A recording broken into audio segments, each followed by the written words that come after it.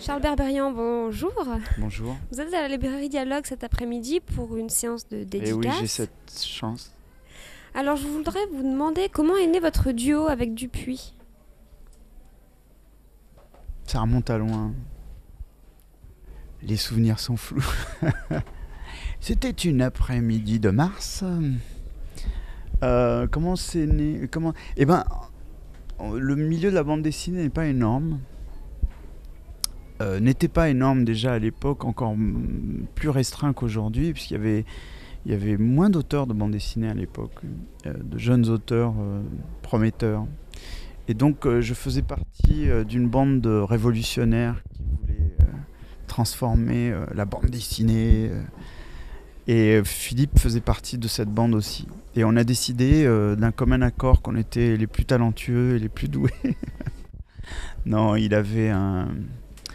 On était tous très impertinents à cette époque-là, très sûrs de nous.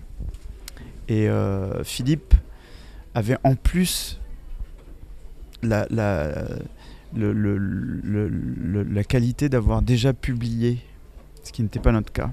Donc non seulement c'était le génie dans la bande, mais en plus il avait fait ses preuves, il avait publié dans Spirou, et il avait la possibilité de passer une histoire dans Métal Hurlant.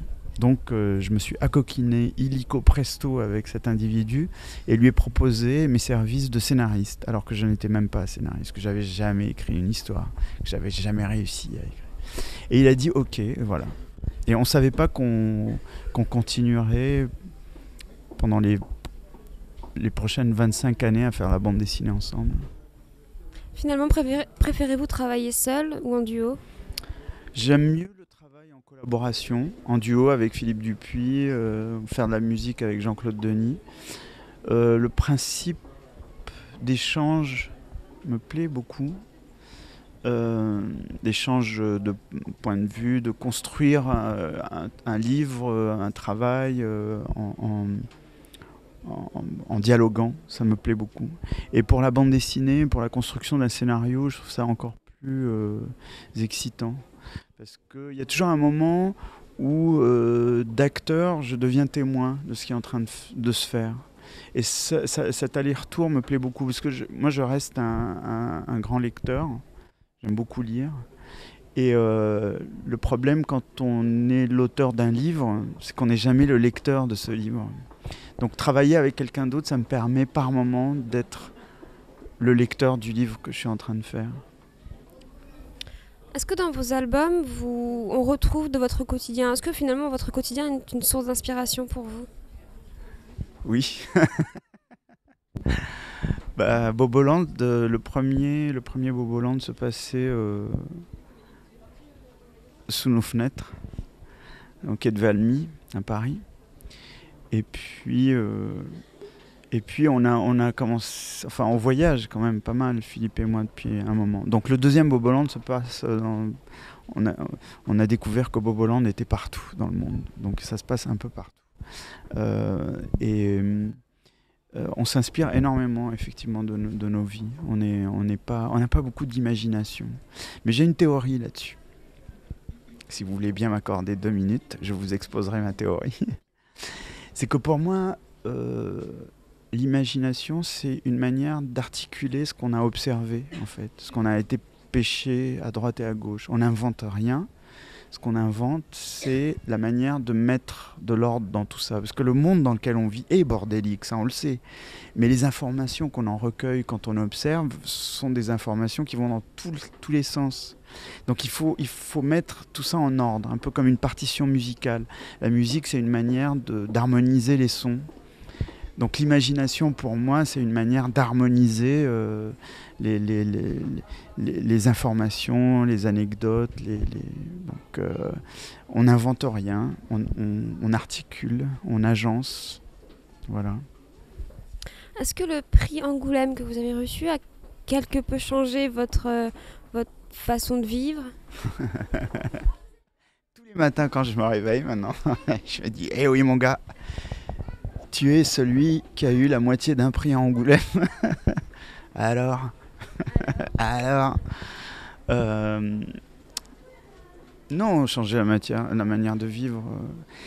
Il y a quand même un truc qui est assez. Le mot est un peu galvaudé, mais assez formidable.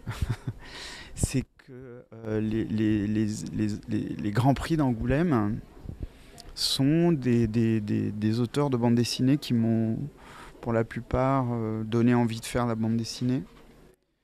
Des gens comme Giraud, Moebius, Tardy, Gottlieb. Gottlieb qui m'a même non seulement donné envie de faire la bande dessinée, mais qui m'a permis d'en faire, puisque c'est le premier à nous avoir publié, Philippe et moi, dans Fluide Glacial.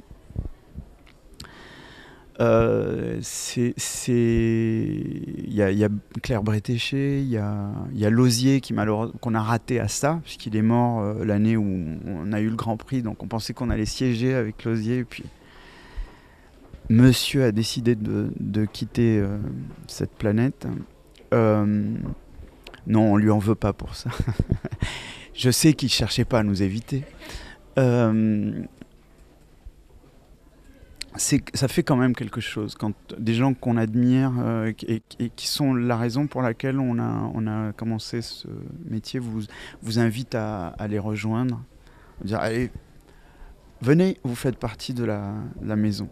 Après, enfin, évidemment, tout n'est pas aussi guilleret et rose, puisque Wolinski, face à qui j'étais assis pendant la première délibération de qui aurait le prochain Grand Prix, donc on était assis à cette table où il y avait tout le monde, quoi. Il y avait Druyer, il y avait Sestac, Pétillon, Martin Véron. Bilal était au téléphone parce qu'il ne pouvait pas être à Angoulême. Enfin bon, quand même, pour moi, c'était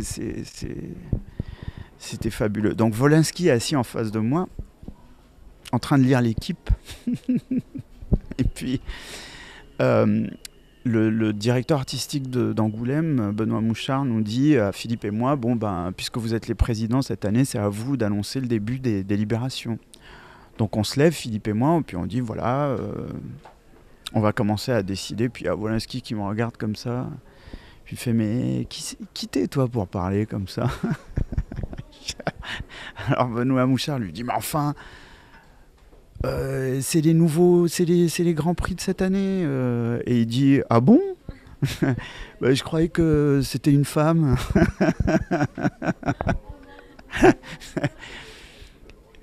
Voilà. Et Wolinski, c'est quand même aussi, à l'époque où il était rédacteur en chef de Charlie Mensuel, qui est un journal assez novateur dans la bande dessinée dans les années 80-90, il a vraiment nourri mon amour de la bande dessinée, quoi. Il m'a nourri, quoi. Voilà.